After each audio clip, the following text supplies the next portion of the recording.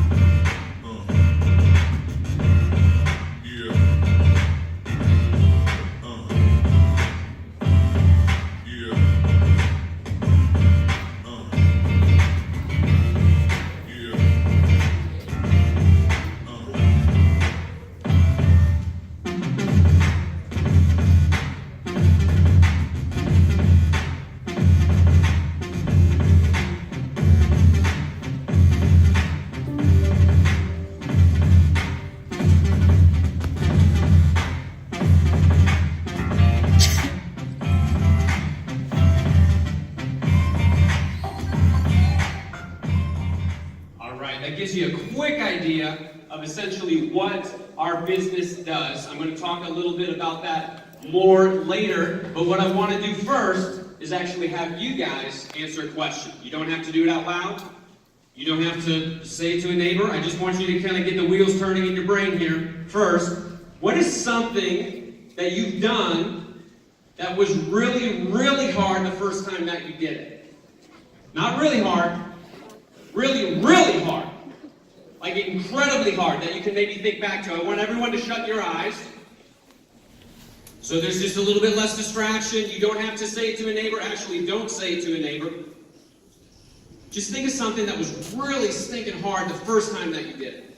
And maybe it's still hard even though you're still doing it. But really hard.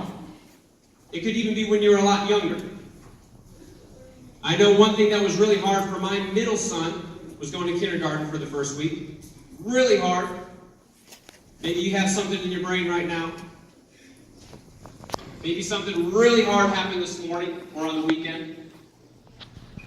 Maybe it was when you were on vacation away from Chippewa Falls, or maybe it was when you're at home. What's something that was really, really, really hard the first time that you did it? Everyone, if you don't have your eyes open up your eyes. I want to share with you my answer to that question. This is mile 78 of a 100-mile trail run that I did a couple years ago. This was a really, really hard part of the race. I'm on the left here. I had a really difficult time at mile 78. I had 22 miles to go. My eyes were kind of sunken in. My dad took this picture. He said my face was pale. It was not going well. It's easy for me to laugh about it later, but I was feeling terrible. I was 8 pounds lighter than when I started the race. I lost a little bit of weight. And some of that is normal. You are going to lose a little bit of weight when you try to do 100 miles in one day through the mountains. But I lost too much weight. I wasn't up on my calories. My electrolytes and my hydration were kind of out of balance, and I needed to kind of right the ship. This was the first time I had run over 50 miles. So the furthest I had run before this day, I'd run 50 miles. A couple of times. So this is 28 miles further than I'd ever run, and I still have 22 to go. This was really, really hard. This picture is important to me. This is my best friend on the right here. That's actually my wife's brother. I knew him before I knew my wife. I married my best friend's sister. That's my best friend right there.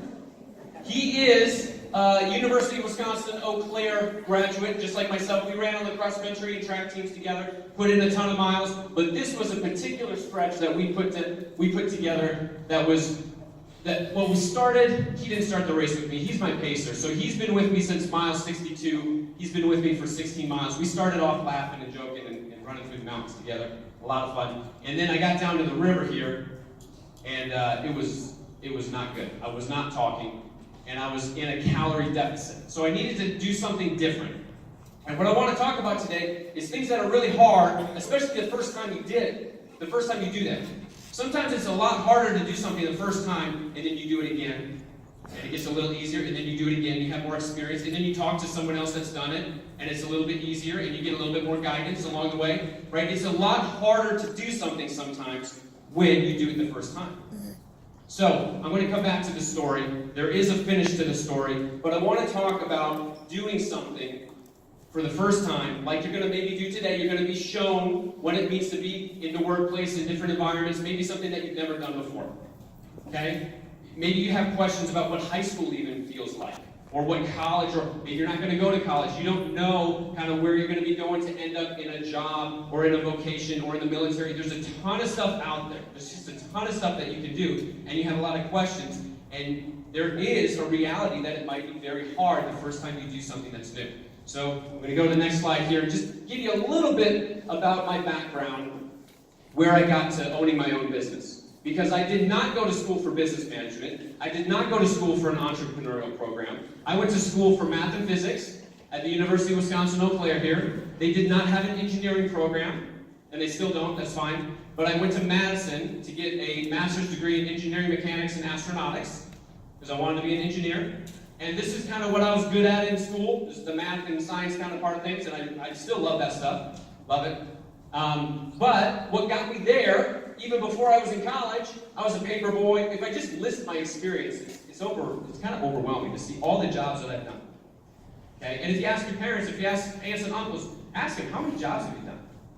It's not just one job usually. Some people do work one job their whole life. That was a lot more common maybe in our grandparents and our parents' age. Some people move around from job to job, kind of like myself, before landing on a job for many years. So we're all over the place. I don't really want to speak to every word on this slide. There's a lot of words there. I don't like slides with a lot of words, but I just wanted to show you, I've got an education, I've got a ton of experience in different kinds of jobs, and then eventually, actually, let me show you this slide, it's better. I like this slide, it's got pictures. Come on. Let's do this. There we go. This is kind of the same information, but in pictures. This is a handful of places that I've worked. Before I went to college, I worked at Red Lobster. I was a busser. I love those cheesy biscuits. Anybody with the cheesy biscuits? All right. Cheesy biscuits at Red Lobster was my first photograph of the workforce. I breathed those. I smelled those like every day. I was a busser. I delivered papers at La Crosse Tribune. I worked at Riverside Amusements. I was helping people in and out of go-karts, putt-putt golf, that kind of place. That's before I went to college. Through college, I was a math tutor at the University of Wisconsin, Eau Claire. I put myself through college with a pizza delivery job, which was awesome. One of the best jobs. I probably was delivering pizza to your parents when you guys were like 2 or 3 years old around Eau Claire, Chippewa Falls. Okay, I worked at Menards Distribution Center. I worked for a software company, just as customer service while I was in grad school. And I did work as a research assistant in the University of Wisconsin, Madison. That's just before I was kind of done with education, my education. After I got my master's degree, I became an engineer at Lockheed Martin, which is a huge company that makes stuff that goes into space, stuff that flies planes, drones, satellites, that kind of thing. If you know people in the military, if you've been part of the Air Force, they make a lot of stuff with the Air Force, with the Coast Guard. We started having kids. My wife and I started having kids, and we wanted to be a little bit closer to the Midwest and where our family was, because this job was out in Washington, D.C. So then we moved back to the Midwest. I was in Iowa when I worked for Rockwell Collins. They did a lot of the same stuff. I was an engineer there for a long while. And then I did kind of a major career change, and I was a high school math teacher in Iowa. This is my Prairie Hawks icon there. High school math, got into education for just a little bit. A lot shorter than I thought it was going to be, because this business opportunity in Eau Claire came up a lot sooner than we thought it would. We always kind of wanted to own our own running store and be part of the running community a little bit more. But we thought it would be after I was maybe retired, even, after our kids were grown up. We thought it would be a lot further in the future. This came up a lot sooner than we thought it would be. And now I own my own business with my wife downtown in Eau Claire. So this is our storefront. You saw a little bit of the video. It's right downtown on Barstow Street, kind of next to Acoustic Cafe, where the Hollywood Theater is, right on South Barstow Street. The marathon runs right by our store there, which is great for us on marathon weekend, which is in about 2.5 weeks here. So there's a couple things, I could talk all day about the business. There's a lot of work that goes into it. The one thing I will say is we do have like a community outreach part of it. It's not just selling stuff. We do a group run every Thursday night. Tonight we're going to have our group run at 6 p.m. We put on clinics. We do outreach to the community. We try to educate people. We have group runs. We try to make it fun. It's kind of a community service component there.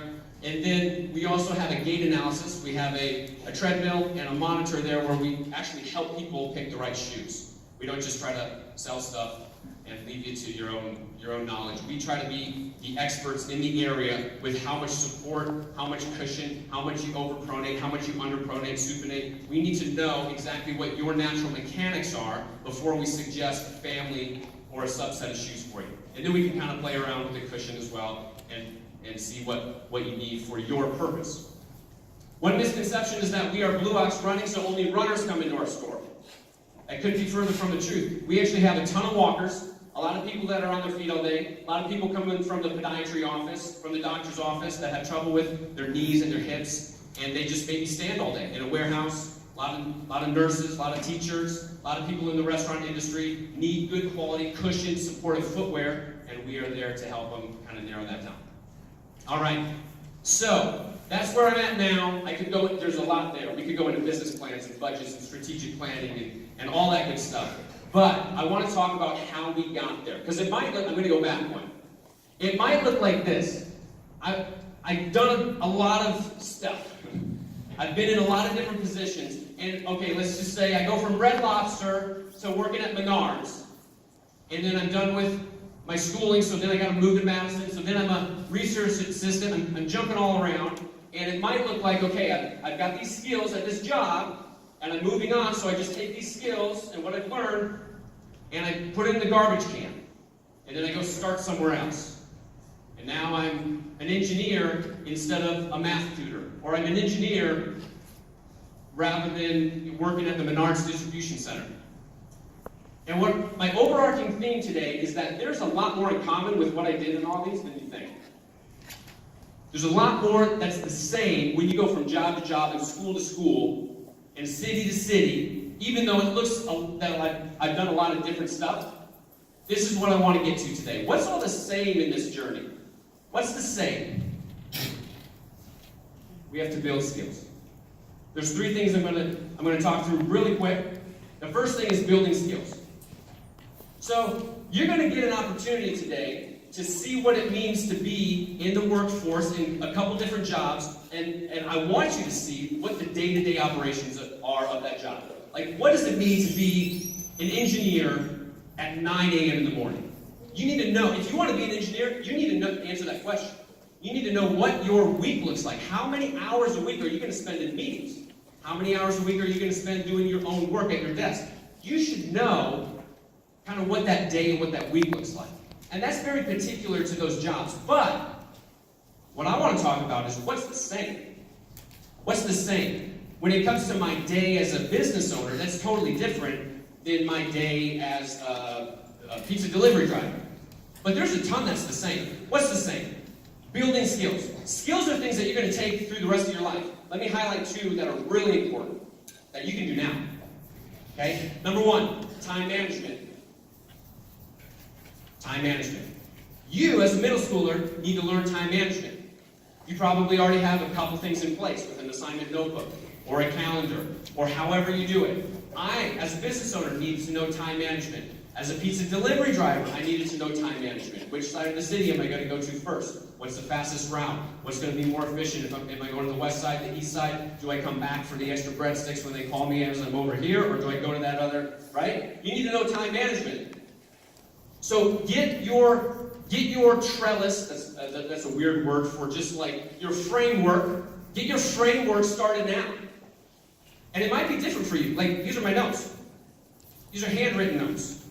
I've gone back and forth between trying to take notes on phones and tablets and computers and handwritten, and they all have their pros and cons. I've gone back to handwritten notes because it's more efficient for me to just pull out a pen, write it down. Now, I might take a picture of that later and store it in my computer, but I've been practicing and honed in on what is the most effective way for you to manage time and manage information. That's something you can start now. Google Calendar, I love it. My wife thinks I'm a little bit crazy when it comes to Google Calendar because I have one for my work, I have one for myself, I have one that my wife and I share, I have one that only she has that I'm not going to go to those events, I have one for myself and my parents because they do a lot of childcare for us. I have 5 Google Calendars and they all have a different color. That's crazy. You might not need that, but you do need a calendar. It might be handwritten, but you do need a calendar. Time management is huge. You're going to take that to every single job that you do. You're going to take that to 8th grade. You're going to take that to high school. You're going to take it everywhere. Time management and managing information. Here's my second big one for skills. Grit. Building grit. G-R-I-T. Someone give me a hand. Put your hand up if you know what I mean when I say the word grit. What is grit in the back? Determination. What's one more way that we can describe grit? I like that. One more way. One more way. I know this out there. If I have grit, what am I doing? Something that's hard. Remember the thing in your brain. You got something that's hard. What's grit? Say it again. You're working hard towards your goals. One more. Perseverance. I like all that. It's not giving up. It's knowing what's the next step. It's knowing what's the next step. Not putting the pencil down when you're frustrated. Maybe taking a little bit of time to gather your thoughts, but not giving up. We're at mile 78. We need to get to mile 100. Continuing down the path, or maybe readjusting the path. Grit is huge. You need to build grit now, because it will serve you in 1,000 different ways throughout your whole life. And that's something that's not just required of engineers or teachers, or pizza delivery boys, or business owners. Grit will take you into your next hour of the day. Grit will take you into the next hour of the day, okay? Because maybe there's something that you just don't like in your week, or your day. And there's something that I don't like in my job now. You might think, oh, he's his own boss. I can kind of set my own schedule a little bit. I can kind of flex my schedule. I don't answer to anyone. I manage some employees, so I kind of am my own boss now. This is the first time I've ever had that. So you might think, well, that's just easy peasy, and his day and his week are just awesome. This is the first job I've had to clean toilets, owning my own business. This is the first job that I've been totally overwhelmed with email, and I got to find out with my time management where am I going to do that. There are things in every single job that I listed up there that I absolutely, it's a strong word, I hate doing. I don't like to do something in my week. And we need to be able to get through that, because you're going to have that in every job. So maybe for you guys right now, maybe it's a specific subject. Maybe you just don't like math, or it doesn't come easy. Or maybe you just don't like foreign language, or it doesn't come easy. Or maybe you just don't like mowing the lawn, and it's part of your responsibility. There is going to be something in your week for the rest of your life that you just kind of need to get through sometimes. And I might procrastinate on it, and everyone probably has something in their mind right now. But you doing what you don't want to do tells more to your employers and more to yourself than the things that just come easy. So build that grit. Please build that grit. That is a life skill that will not go unnoticed. Build that grit. All right, the next thing, as we get going here, come on. Do what you love. Continue to do what you love. Because I didn't know that I was going to be a business owner in kind of my favorite thing to do with running and the running industry until about 2.5 years ago. But along the way, I was constantly around specialty running stores. I was racing for their racing teams. My wife had a job in one of those. I was blogging. I was making videos. I was doing what I loved. I was not getting paid for it, and I didn't expect to get paid for it. So continue to do what you love. That doesn't mean you're going to have a full-blown business where you earn your income. It might mean that later. It doesn't mean that you will make your money with that right away or even at all. A lot of people just keep their hobby. But continue to do what you love, because as you do what you love, you'll be around other people that love that same thing too. And what we found is that we were around a lot of people as we moved across the country in different states. We always found a specialty running store. And we were part of that community. And we found, and we got to know some of the owners, and all of a sudden, as it becomes a little bit more of a reality for us to open something in Eau Claire, I have in my cell phone 5 different owning families that I can talk to. about how they did it when they were in my position. Right? I could be mentored and I could be face-to-face with them in their living room, not just exchanging emails or trying to find someone on the internet that's done the same thing. You do what you love, you're going to be around people that love that. And then the knowledge base and the networking starts to grow and grow, which is my last point here. Get help.